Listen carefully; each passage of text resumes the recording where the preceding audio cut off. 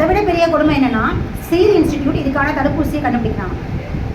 முட்டா பசங்களா, இப்போ தானேடா நீங்கள் கண்டுபிடிச்சிங்க.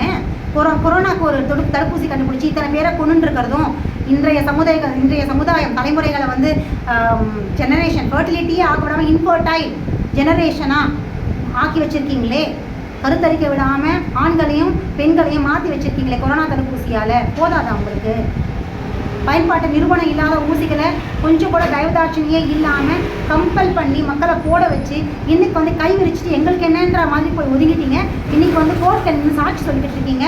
ஆமாம் தெரியாமல் பண்ணிட்டோம், ஆமாம் இந்த மாதிரியான பிரச்சனைகள் வரும், அது வரும், இது வரும், நாங்கள் என்ன செய்வோம்னு போய் நிற்கிறீங்க. இப்படி சொல்லிட்டா நீங்கள் செலுத்தின ஊசியோடைய இது வந்து மறைஞ்சு போயிடுமா? இதனை பாவம் பண்ணிப்பு கேட்குற இடமா இது? நீங்கள் ஃபாரினில் இருக்கிற சர்ச் மாதிரி நினச்சிக்கிட்டீங்களா மக்களோட உயிர்களோட விளையாடுறது? இன்றைக்கி திரும்பவும் குரங்கு அம்மைன்றதை ஒன்று இன்ட்ரடியூஸ் பண்ணி வந்து கொஞ்ச நாள் கூட ஆகலை, அதுக்குள்ளே அதுக்கான தடுப்பூசி இன்ட்ரடியூஸ் பண்ணுறதும், அதை பயன்பாட்டு நிறுவனமே இல்லாமல் ஒரு சாதாரண ஒரு பில், ஒரு டேப்லெட்னா கூட 14 வருஷம் ஆய்வுப்படுத்தி அது என்னென்ன சைட் எஃபெக்ட்ஸ் கொடுக்கும், என்னென்ன உறுப்புகளை பாதிக்கடைய செய்யும், அது எந்த வகையில் உடம்புக்கு வந்து அட்வான்டேஜாகவும் இருக்கும், டிஸ்அட்வான்டேஜாக இருக்கும் அப்படிங்கிற ரிப்போர்ட் இல்லாமல் இது வரைக்கும் எந்த மருந்துமே வந்து மார்க்கெட்டில் வந்ததே இல்லை. இப்படியான ஒரு மருத்துவ சட்டம் இருக்கிற இந்த நாட்டில் இந்த கொரோனா காலத்திலேருந்து இந்த மருத்துவ சட்டத்தை சுத்தமாக வந்து மதிக்கிறதே இல்லை. இதை கேள்வி கேட்குறதுக்கு நீதிமன்றத்துக்கு ஆள் இல்லை. சீல் இன்ஸ்டிடியூட் இன்றைக்கி மருந்து தயாரிக்கிறான், அவனை கொஸ்டின் பண்ண வைங்க தானே. ஐஎம்சி என்ன பண்ணுது? இல்லை தமிழ்நாடு கவர்மெண்ட் தான் என்ன? டிஎம்சி என்ன பண்ணுது? ஐஎம்ஏ என்ன பண்ணுது? சட்டம் தான் என்ன பண்ணுது? நீதிமன்றங்கள்லாம் என்ன தூங்கிட்டு இருக்கீங்களா? ஏற்கனவே இப்போ தானே கொரோனாலேருந்து மக்கள் ஊசியை போட்டு பாதி பேர் செத்துக்கிட்ட பாதி பேர் போராடிக்கிட்டோ இருக்கிற இந்த சூழ்நிலையில் திரும்பவுமே எந்தவித ஆதாரமும் எந்தவித பயன்பாட்டு நிறுவனமும் இல்லாமல் அடுத்த தடுப்பூசியை கண்டுபிடிக்கிறீங்க. திருப்பி மக்களுக்கு இதை செலுத்த சொல்லி கம்பல் பண்ணீங்க. திருப்பி இன்னும் எத்தனை பேரை கொள்ளலான் இருக்கீங்க? மொத்த உலகத்தையும் உங்கள் மருந்தாலே கொண்டு புதைச்சிட்டு பணத்தை வச்சுட்டு என்ன பண்ணீங்க?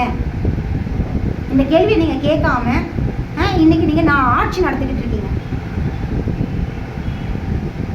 நீங்களும் மேலே உட்காந்துக்கிட்டு இருக்கீங்க, மத்தியிலையும் சரி மாநிலத்திலையும் சரி. நாங்கள்லாம் மக்களும் நீங்கள் சொன்னால் உங்கள் கழுத்தை பிடிச்சி நெருக்குவீங்க, ஊசி போடுன்னு. இன்றைக்கி வந்து 2 அரசாங்கமும் கை விரிச்சிச்சு. நாங்கள் கம்பல் பண்ணலையே, நீங்கள் தானே போட்டிருக்கீங்கன்னு கை விரிக்கிறீங்க. எங்களுடைய உடல் நோய்களை உபாதைகளை அரசாங்கம் வாங்கிக்குமா? இன்றைக்கி இழந்த ஒவ்வொருத்தர் குடும்பத்திலையும் இருக்கிற அந்த நபர் மிக முக்கியமானவர். உங்களுக்கு வேணால் அது ஒரு நபர், எங்களுக்கு எங்களுடைய உறவு மிக நெருக்கமான ஒரு உறவு எங்கள் குடும்பத்தோட தலை. நீ எப்படி நாட்டுக்கு ஒரு தலைவனாக இருக்கியோ, உன்னுடைய இடம் எப்படி முக்கியமோ அதே சீட்டு தான் எங்கள் குடும்பத்தில் இறந்தவருடைய சீட்டும் முக்கியம். ஸோ அந்த உயிரை நீ தான் காவு வாங்கின, உன்னோட நெருக்கடியில் தான் நாங்கள் ஊசி போட்டோம். ஸோ யார் கேட்குறா இந்த கேள்வியை? அரசாங்கத்தை பொறுத்த வரைக்கும் நம்மலாம் ஒரு ஆட்டு மந்தை ரோட்டில் கீழே ஊடுற புழு பூச்சி மாதிரி செத்தா அள்ளி தூக்கி போட்டு போயிட்டே இருக்கோம். அதிகபட்சமாக 5 லட்ச ரூபா ஒரு டார்கெட். 5 லட்ச ரூபா நிவாரண நிதி அரசாங்கம், தமிழக அரசு 5 லட்ச ரூபா நிவாரண நிதி கொடுத்தது. வருத்தத்தை தன்னுடைய ஆழ்ந்த இரங்கலை தெரிவித்துக் கொண்டார் முதல்வர். இதை தாண்டி உயிரை திருப்பி கொடுத்துட முடியுமா? அன்னைக்கு நீ தானே சொன்ன கொரோனா தடுப்பூசி போட சொல்லி. யார் சொன்னா? ஜனங்க எத்தனை பேர் வேணாம் தானே சொன்னாங்க? ட்ரெயினில் ஏறக்கூடாது, மாலில் ஏறக்கூடாது, சாமான் வாங்கக்கூடாது. இன்றைக்கி ஹார்ட் அட்டாக்ல சடன் கார்டியாக் அரெஸ்ட் செத்துக்கிட்டு இருக்காங்களே, அவங்களுக்குலாம் என்ன பதில் சொல்ல போகிறீங்க? இப்போ திருப்பி அடுத்து சீல் இன்ஸ்டியூட் இறக்குவான், மத்திய அரசு அங்கேருந்து ப்ரெஷர் கொடுப்பான், உடனே மாநில அரசு இங்கே ஜெங்கு கொடுப்பீங்க. ஏன் எத்தனையோ விஷயத்துக்கு போராடிட்டு தர்ணா பண்ணுறீங்க, போகாமல் இருக்கீங்க, மத்திய அரசோட செயல் திட்டங்களுக்கு செய்யாமல் இருக்கீங்க. சமீபமாக கூட ஏதோ ஒரு விஷயத்துக்கு மத்திய அரசு அறிவுறுத்திய மாநில அரசு அந்த கலந்துக்கல. இப்போ செய்கிறீங்கல்ல, உங்களால் போராடுறீங்கல்ல, அதே விஷயத்த மக்கள் உங்கள் மாநிலத்துடைய மக்களுக்கு நடத்துங்க. நாங்கள் போட மாட்டோம், ஒத்துமொத்தமாக நில்லுங்க. எங்கள் தமிழக மாநிலங்களில் தேவையில்லை, விருப்பப்பட்டவங்களுக்கு மட்டும் யாருக்கு தேவையோ அவங்க போய் போட்டுக்கிட்டோம். நாங்கள் கம்பல்சரி அப்படிங்கிற இடத்துக்கு நாங்கள் போக மாட்டோம் அப்படின்னு நில்லுங்க. அதை விட உனக்கு அரசுக்கு வேறு என்ன இருக்குது? அங்கேருந்து கொடுத்தா கொள்ளையாக கொட்டிக்கிறதுக்கு மட்டும் இருங்க. இழந்து போகிறது ஒரு உயிர். எத்தனை வருஷம் அந்த உயிரை உற்பத்தி செய்கிறதுக்கு அவங்க பெற்றவங்களும் அவங்களை சுற்றி இருக்கிறவங்களும் எவ்வளோ இடத்தை இழந்திருப்பாங்க அப்படிங்கிறத நிச்சயமாக அரசாங்கம் கன்சிடர் பண்ணணும். உங்களோட ஒரு ஊசி, உங்களுடைய ஒரு நெருக்கடி இன்னைக்கு எத்தனையோ உயிர்களை காவு வாங்கியிருக்கு. திரும்பவும் இந்த இடத்துக்கு வரக்கூடாதுன்னா இந்த குரங்கம்மை தடுப்பூசி சீல் இன்ஸ்டியூட் வந்தால் கட்டாயப்படுத்தக்கூடாது. கட்டாயப்படுத்தினீங்க அப்படின்னா அதுக்கப்புறம் அடுத்தது எல்லாத்துக்குமே கொஸ்டின் மார்க். ஏன்னா ஒரு தடவை தான் நாங்கள் படுவோம், திரும்பவும் மக்களை ஏமாற்ற முடியாது. அதுக்கப்புறம் எல்லாமே மாறிடும்.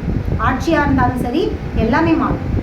யாருமே இல்லாத ஊருக்கு யாருக்கு ஆட்சி பண்ணுவீங்க? எல்லாரையும் சாகடிச்சுட்டு சந்ததியே இல்லாமல் தலைமுறைகளை வச்சுட்டு நீங்கள் மட்டும் சந்ததிகளை பெற்று போட்டுகிட்டே இருப்பீங்க. நீங்கள் உங்களுடைய மக்கள் யாருமே மலடுகளாக இருக்கணுமா?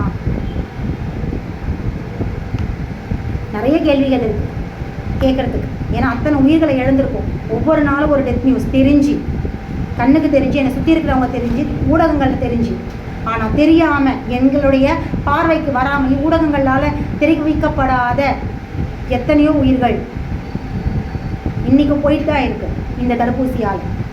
ஆனால் இது வரைக்கும் அதை பற்றின எந்த ஆய்வும் நடத்தப்படவே இல்லை. அந்த அளவுக்கு அரசாங்கம் மக்களுடைய உயிர் மேலே அக்கறையோடு இருக்குது.